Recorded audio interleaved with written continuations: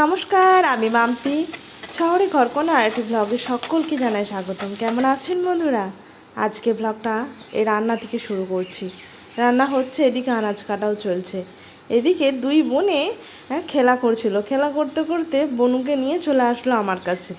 কারণ বলছে, মা তুমি ধরো, আমি বাইরে একটু বসবো। তার কারণ বাইরে না মেঘ ধরেছে, আর এই মেঘলা আবহাওয়াটা খুব ভালো লাগছে। ওই জন্য মিষ্টু আর লোভ সামলাতে পারলো না।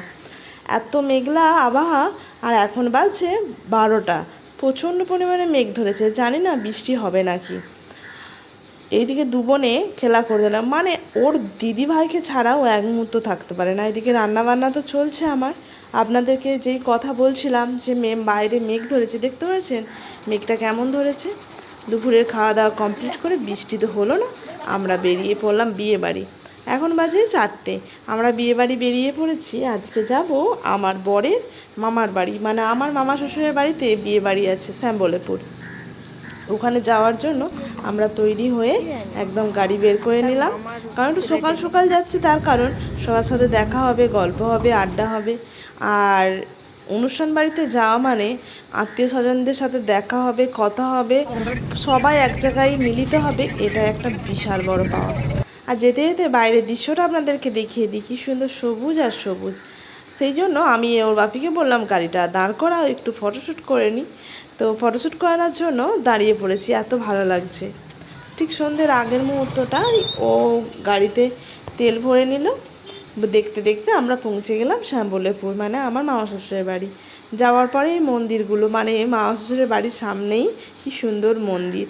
এই মন্দিরগুলো তো ওর বাপি বলছে নাকি ছোটোবেলায় খেলা করতো, এখন অনেকটা বাগিয়ে দিয়েছে। আগে এতটা সুন্দর ছিল না, এখন নতুন করে আবার তৈরি করেছে। মেয়েদেরকে গল্প শোনাচ্ছে। কথা বলতে বলতে বিয়ে বাড়ি ঢুকে গেলাম মামা শ্বশুরের বাড়িতে। এখন একদম সন্ধ্যের মুখ, তাই লোকজন দেখা যাচ্ছে না, একদম ফাঁকা ফাঁকা। আস্তে আস্তে লোকজন বেড়ে যাবে। তো বিয়ে বাড়িতে প্রবেশ করার পর ভীষণ ভালো লাগছে, কারণ অনেক দিন আমি মামা শ্বশুরের বাড়িতে আসি না। এদের ঘর বাড়ি অনেকটা বেড়ে গেছে, আগে এত ঘর বাড়ি ছিল না। মামার মেয়েরা আর মামিমণি সবাই মিলে আমরা যেতে খুব খুশি হয়েছে। সবাই মিলে খুব গল্প জমে গেছে। মাসিমণি গিয়েছিল, মানে আমার বরের ছোট মাসিমণি। সবাই মিলে এত গল্প মজা আরম্ভ হয়েছে। এই জন্যই আমি এতটা আগে বিয়েবাড়িতে আসলাম। কারণ বিয়েবাড়ির ভিড়ভাড়টায় আসলে, মানে যদি একটু দেরি করে আসতাম, তাহলে এই কথোপকথনের সময় হতো না। সেই জন্যই বরকে বলেছিলাম, গেলে একটু সকাল করেই যাব, সবার সাথে একটু গল্প হবে, আড্ডা হবে। মামার মেয়েটা আমার মিঠাইকে কোলে নিয়েছে, দিদিভাইয়ের কোলে বেশ চেপে আছে। আর ওর দিদিভাই ওকে মিষ্টি জল দিয়েছে, সেই মিষ্টি খাইয়ে দিচ্ছে। এই যে মামার ছেলে, দাদা, সবাই দেখা করতে আসছে আমাদের সাথে। আর আমাকে বলছে, দাদা ভাই তোমার ভিডিওগুলো আমি সব দেখি, আমি তো খুব খুশি। আমি বলি, হ্যাঁ তাই, তুমি দেখো? বলছে, হ্যাঁ আমার ভালো লাগে তাই দেখি। আমার তো খুবই ভালো লাগলো, ভাসুর ঠাকুর এত সুনাম করলো, ভালো লাগবে না বলুন না আপনারা? আর এদিকে মিঠাই কিন্তু পিসিমণির কোল থেকে একদমই নামছে না, ওকে মিষ্টি খাচ্ছে। তার কারণ কি জানেন? আসার সময় ওকে দুধ খাইয়ে নিয়ে আসছিলাম, মনে হয় খিদে পেয়ে গেছে।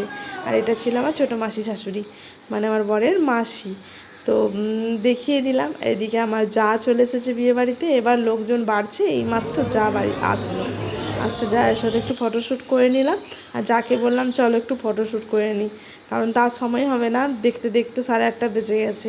এবার তো লোকজন আসবে, তাই নতুন বউয়ের সাথে আমরা একটু ফটোশ্যুট করে নিলাম, দু যায় দুটো বাচ্চা মিলে। আর এইদিকে আমার ফ্যামিলিদের সবাই, মানে ওরা ভাইপো সবাই মিলে গল্প আড্ডা জমে গেছে।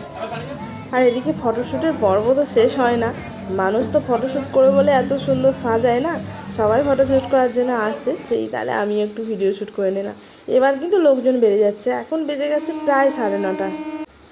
ছোটো বাচ্চা নিয়ে খাওয়া দাওয়ার পর্বটা এবার সেরে নিতে হবে, তাই এইদিকে দেখছি যে কী পরিস্থিতি।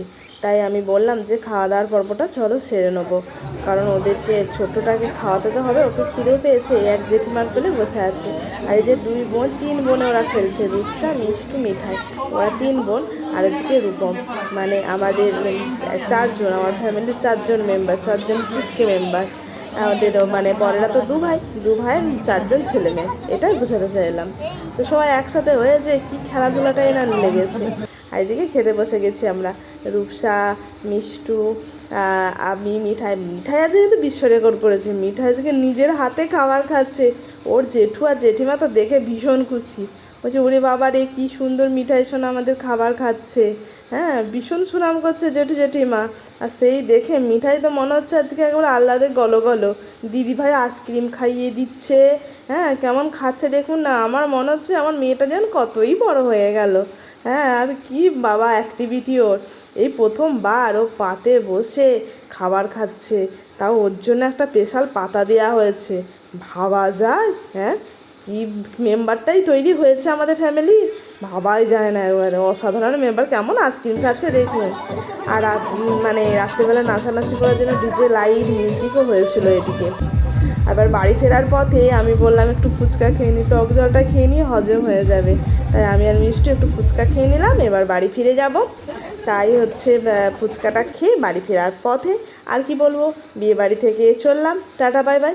নেক্সট ব্লগে আপনাদের সাথে দেখা হবে। আপনারা এইভাবে পাশে থাকবেন, সাথে থাকবেন। আর এই ব্লগটা যারা শেষ পর্যন্ত দেখলেন তারা প্রত্যেকে কিন্তু একটা করে কমেন্ট করে যাবেন। এইটুকু আশা আপনাদের কাছ থেকে করাই যায়। চলো নেক্সট কোনো ব্লগে আপনাদের সাথে আবার দেখা হচ্ছে আমার।